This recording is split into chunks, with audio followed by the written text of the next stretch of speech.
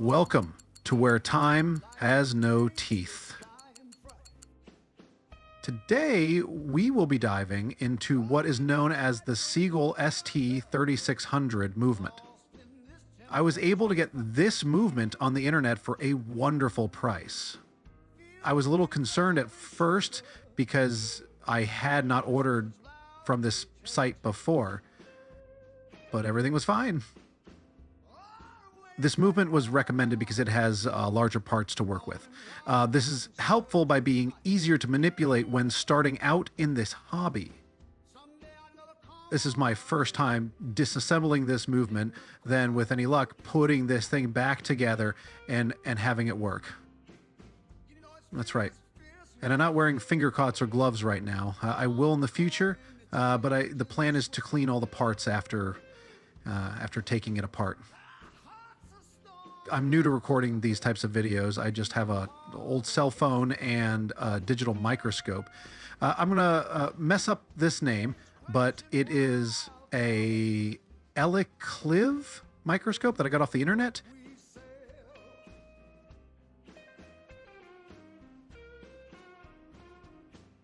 Oh, so I was not prepared. I need to find that hand puller I have in a drawer somewhere. A few moments later.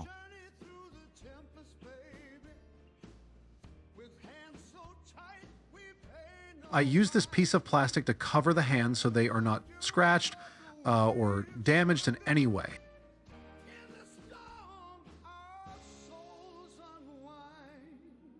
This little guy is a dial washer. It puts pressure against the dial. I'm still getting used to all the tools used to disassemble watches, but I'm getting better. The second hand was fighting back. It was pressed up against the main plate and would not allow the hands of the tool to get under there.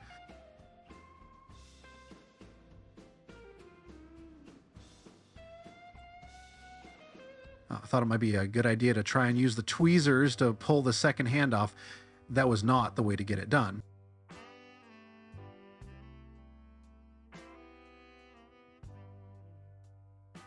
This can test your patience in this hobby.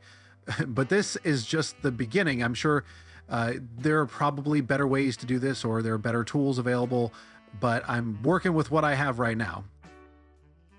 I started looking around on an auction site for a pocket watch. I found an Elgin grade 387th 17 jewel movement and actually won the auction. I got the packet in the mail and I was very excited to see the movement in person.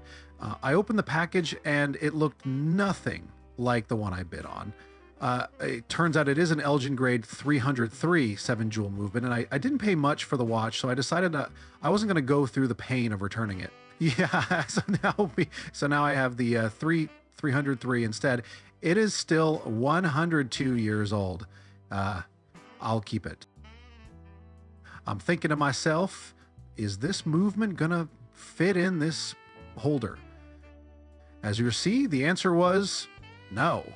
A few moments later. So then I tried a silicone cushion I got off the internet. Hopefully this will work. I have faith it will. I do have another holder that is actually for holding a watch case. When I put this back together, I will probably see if that will work better. That way I don't have to worry so much about the center wheel pivot getting too much pressure on it. I would hate to damage it. So I have not seen many replacement parts for this movement. It seems it would be cheaper to just get a new movement for parts. A parts tray is always a good idea to use for these little guys. I try to organize them so I can remember where these parts go back. I'm sure a video will be helpful if I forget where a certain part needs to go.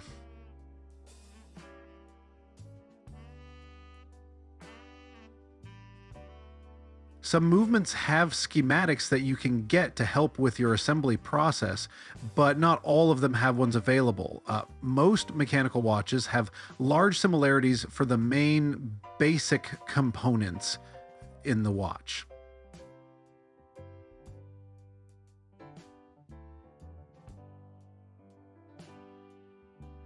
That's the hour wheel that just went to its temporary home, trying to figure out what side I should start on.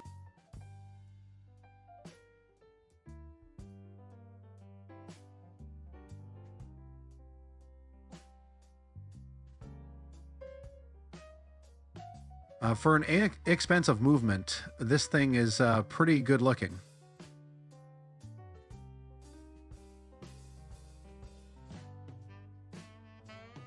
Then I thought I should probably take the power out of this thing so things don't go blowing up and scattering parts from here to Kingdom Come.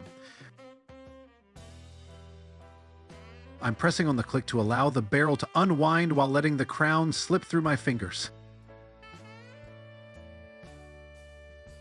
I mentioned finger cots and gloves earlier. The idea is to protect the movement from the oils and grease on your fingers. My wife came in while I was making this adventure, and I told her what I was doing, and she mentioned using sports tape on my fingertips instead of gloves. I was like, what? Where did you hear that? She just smiled with a sheepish grin. I love that gal. I will try that because the gloves get so hot, and the finger cots also are not the most comfortable.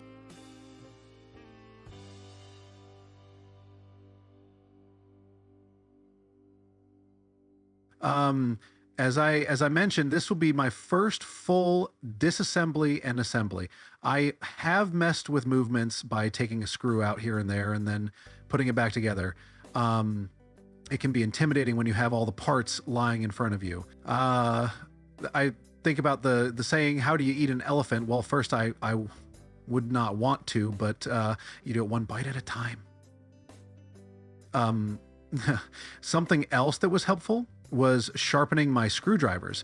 It helped by getting a better grip on the screw itself. This minimizes the chance of screwdriver slippage, but I plan on marring this movement up while learning the craft. I would rather do that on this than more expensive movements for sure. This cannon pinion would not let go. I was struggling for a bit here. Just taking my time and not getting frustrated. I didn't want to, break anything so early on in the disassembly, or at all, for that matter.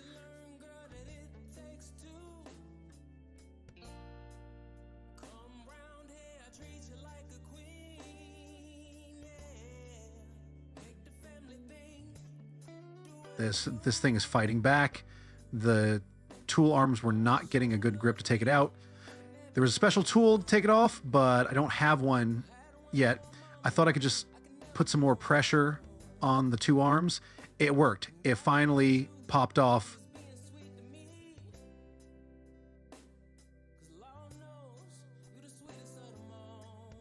Why, oh, why is my hand so big in this video? There I place the cannon pinion in the tray. It's held on by friction, nothing more. So what would you do if you ordered a movement from an auction site and you got the wrong one? Would you go through the process of sending it back and hoping you'd get another movement back?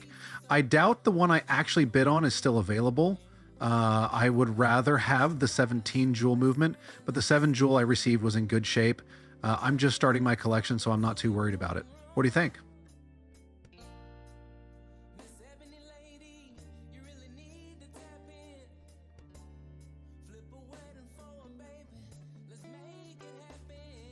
We now are going to be removing the balance wheel assembly. This contraption has a hairspring. Yes, you heard me right. A hairspring.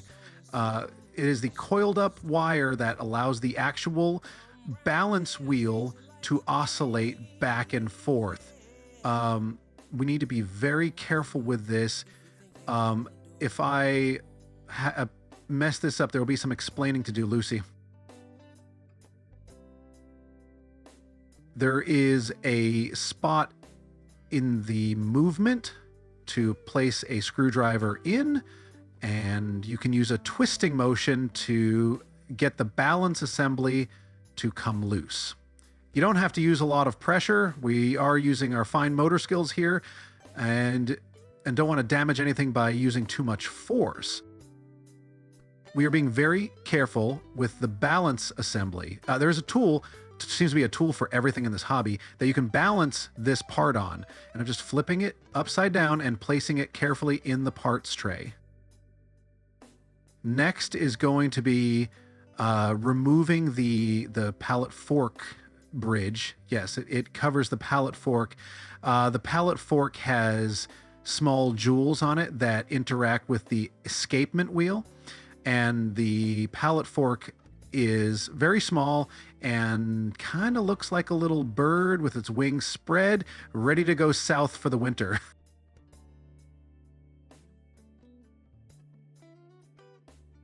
So we got the bridge loose. The right one was a little tight. I was glad I had two camera angles. My meat hook of a hand was in the way for the majority of this, but the microscope camera picked up most of it. This first video will be a lot of trial and error. I was concentrating more on the movement than the camera angles, which is normal. I plan to get some better camera angles and possibly equipment, but for now this will do.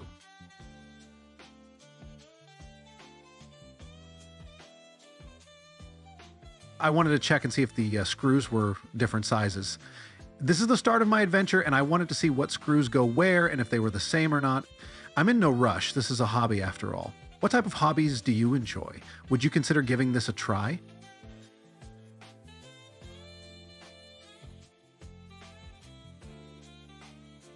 I'm being very meticulous in my tweezer usage. I'm sure it will develop in time. I have been practicing by picking up screws and putting them down, taking parts and turning them over, and doing my best to not squeeze too hard and shoot parts across the room. I did lose a spring on another movement. I took a date dial off, and I did not realize there was a spring under it that was captured by the dial. I still have not been able to find it. I used a magnet, flashlight, and a broom to no avail. That is part of the journey, I suppose. There, I just removed the pallet fork bridge and placed it safely in the parts tray. I'm being very careful with this not to damage the pivot on the bottom of the pallet fork. My goal is to try to lift it straight up so it can be used for the reassembly. Did a pretty good job, if I say so myself. Doing a little bit of fiddling and looking to see where to go next.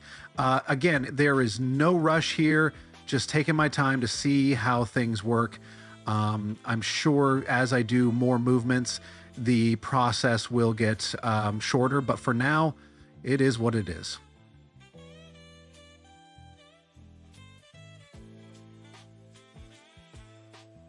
Now we are looking at the keyless works and powertrain gears.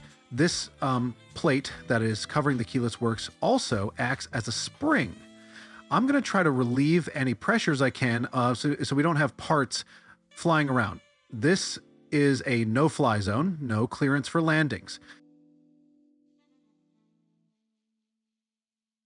Completely off topic, but have you ever purchased a type of car that you have not had before, and then suddenly the same type of car you just bought is everywhere around you?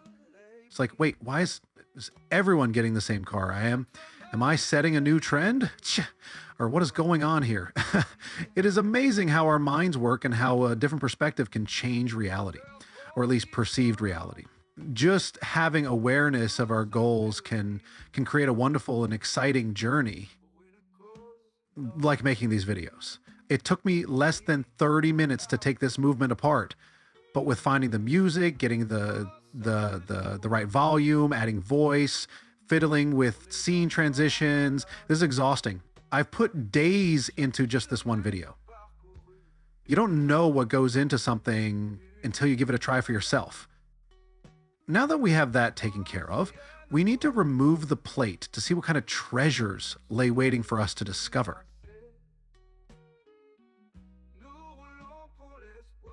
So I get this plate off, and staring back at me a wire spring.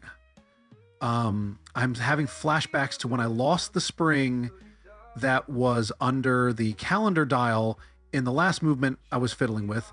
I'm making sure to have eye contact with Mr. Yoke Spring so we have a good understanding between each other. This goes on for a while until a friend arrived.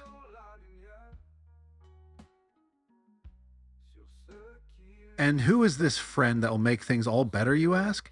He goes by the French name of Mr. Rodico. It's not really French. I use his help to hold down the yoke spring and the yoke itself. I just really don't want to go on a hunting trip to find these parts. I use the screwdriver to try and release the tension on the yoke spring. I have the enlisted help of Mr. R, and we are able to release the tension without Mr. Spring leaving on a flight to Fiji.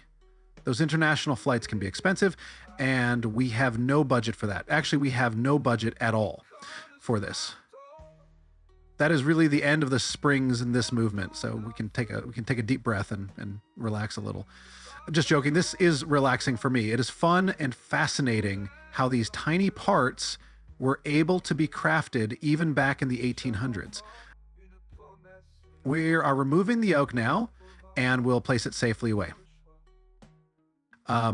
Sometimes I get intrigued by the moving of the wheels and the pallet fork going back and forth in rhythmic motion. Squirrel. We will remove the powertrain gears now. I'm not sure if that is the technical names, but we are going to go with it for now. This way I have room to improve on this journey. After winning the Elgin 17 Jewel movement, I have bid on some other watches. I want another Elgin that says it is a 17 Jewel movement. It is just the movement and a dial. It will be a good one to practice on. I want another bid for a Waltham 17 Jewel pocket watch. Geez, lots of 17 jewels. Seeing a trend here.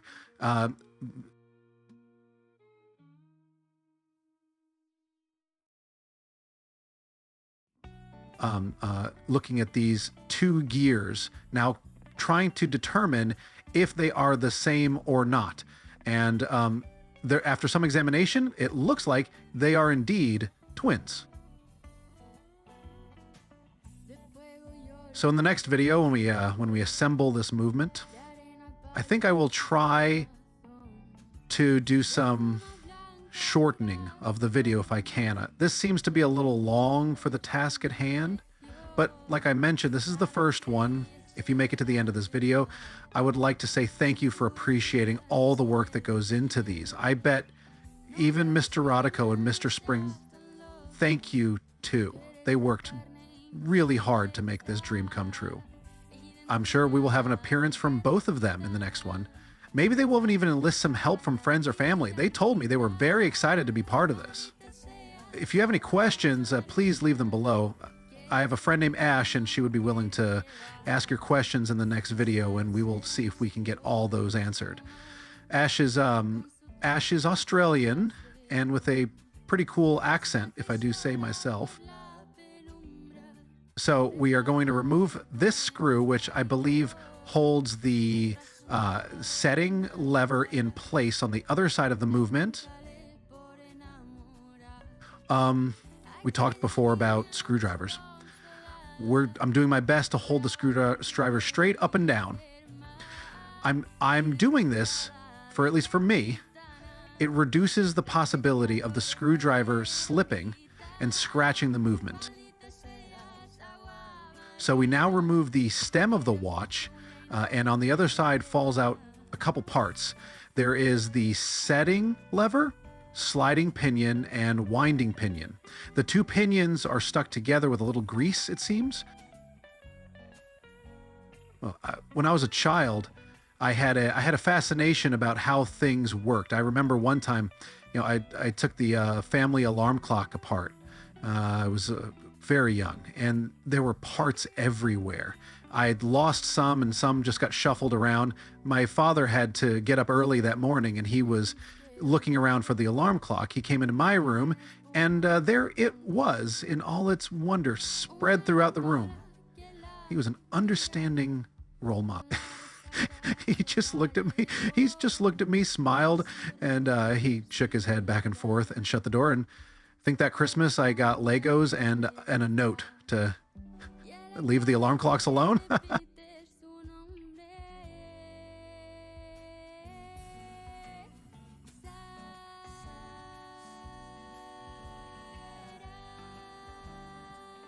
Now we get to what they call the watchmaker side of the movement. I probably should not be messing around with this side. No, it will be fine. I have faith. This will go a little faster due to none of Mr. Spring's relatives living in this neighborhood. We will start by removing the crown wheel. Now, the interesting thing about this is that it is usually a reverse screw. We were always taught righty-tighty, lefty-loosey. Well, this defies the laws of mechanical law. We turn it to the right to loosen it. Crazy, I know, but it makes sense. If it was like a normal screw, when you wound the watch, there would be a possibility that this screw could loosen. With it being reversed, it mechanically addresses the issues. The wheel was fighting back a little, not like the cannon pinion was, but it was comfortable enough to where it didn't want to move.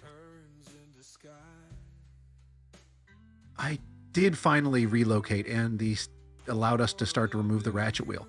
Now, the interesting thing about the ratchet wheel is it has a square hole in the center. This is because it attaches to the spring barrel where all the power for the watch comes from. So we need to remember when we put this back together that we aren't placing round things in square holes, or vice versa.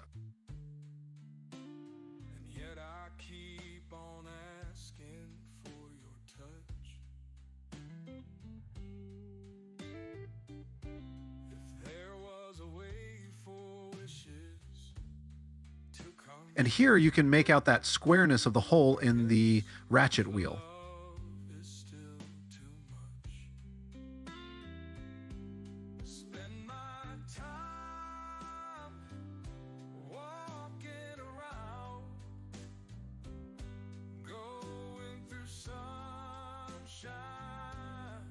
So I might have told a little white lie. Remember when I said there were no relatives to Mr. Spring over here?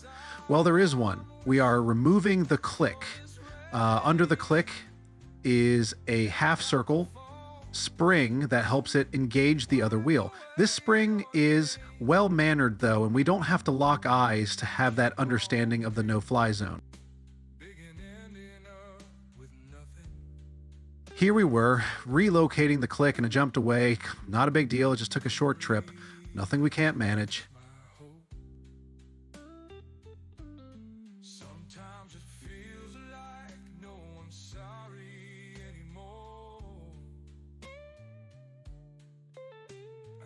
What do you folks like to do for fun? Any hobbies? I obviously am into doing this, but also have interest in riding motorcycles and going on jeeping trails. I have a Jeep Rubicon that we take into the wilderness and explore the great outdoors. Some of the trails are challenging, but we go as a group and leave no one behind. It tests your vehicle's capabilities and yours too. Just a good way to be with friends and family, creating memories of a lifetime.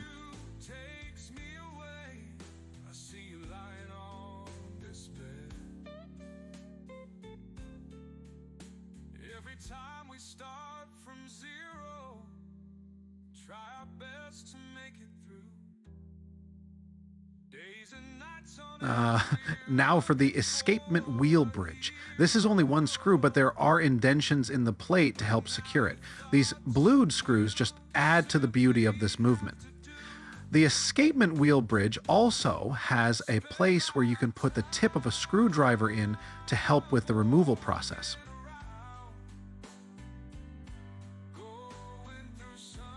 We remove the bridge and then pull the escapement wheel out. This wheel is different from the rest on this movement.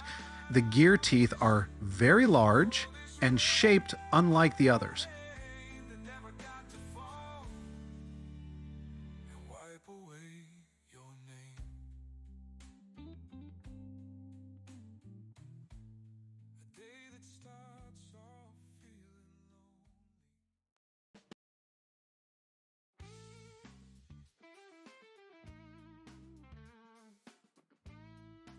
Another bridge will now be removed.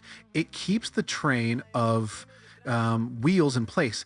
The pivots are the wheels sit in the jewels that are pressed into these bridges. The jewels are usually a synthetic ruby. They have a small hole for the pivots to sit in. Sometimes there is also a cap jewel that sits on top.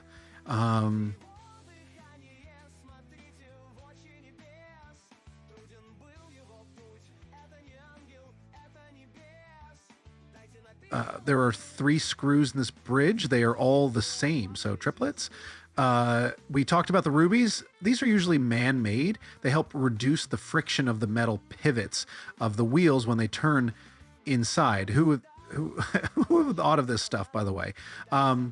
Before we assemble the watch, we will have to lubricate these jewels, or we will get into that in the next one. We use synthetic oils to make the surface to the watch last for a long period of time.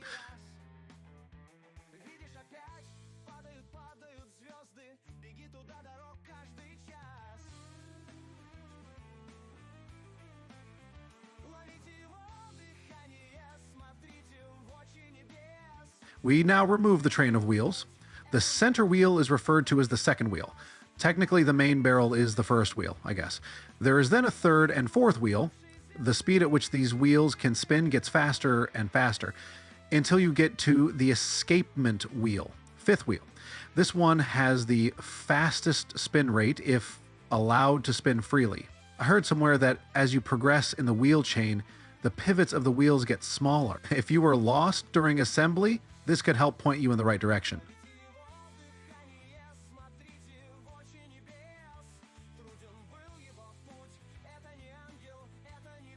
Definitely going to have to get a larger movement holder. This cushion is great, but this is not the intended purpose. It's able to move around on its own too much. I will try the actual watch case holder I have, but if that doesn't work, then I'll need to get a movement holder. I would love to find a Rolex movement. I heard that they are a dream to work on. The parts just fall into place like they have a mind of their own and know exactly where they should be. I'm sure it is due to the quality of the movement. Maybe one day, but for now, we will work on what we have available.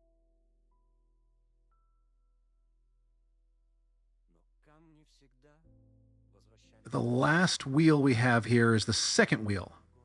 I can't get it to come out because the barrel bridge has a notch on it that covers the top of the second wheel. So we will have to remove that bridge to get the second wheel to be free. The removal of the barrel bridge is pretty straightforward. It is just 2 beautifully blued screws. Did I mention how good this movement looks? We are getting very close to this movement being completely disassembled. I think we did a good job together. You should all feel proud of the work we did today.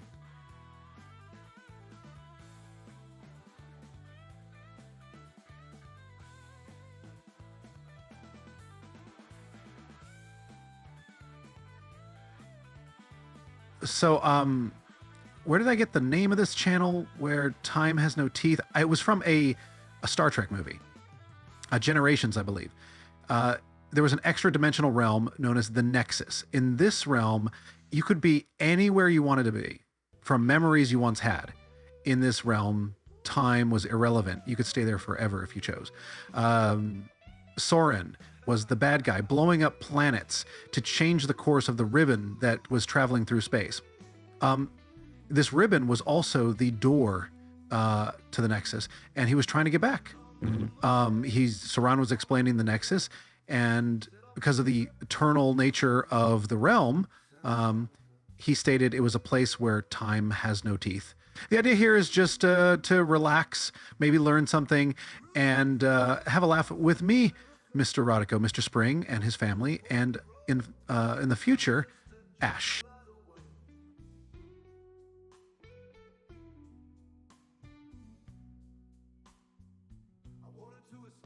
We removed the barrel that houses the main spring. This is the power plant for a mechanical watch. I won't be taking the spring out of the barrel because to put it in correctly, you should use a special tool to get it. A good quality tool of this kind is a little out of sight right now. It can be done by hand, but you run the risk of damaging the spring and contaminants being trapped inside.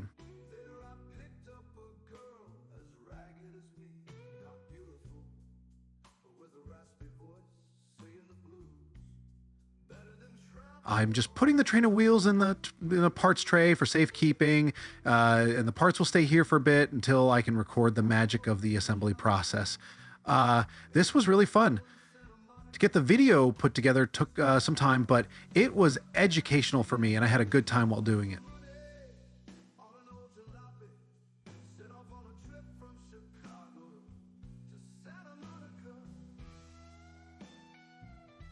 Here. There is one more piece. This is the screw that is threaded into the setting lever on the other side of the movement. I'll have to remember that this needs to be installed on this side before the barrel bridge is installed, or we will get some extra credit practice taking it apart again. I just wanted to say thank you all for coming with me on this journey of my first complete disassembly of a pocket watch. I learned a lot from doing this, and I hope you picked something up or at least was entertained. After all, I'm doing this for entertainment. Thank you again for hanging out with me where time has no teeth.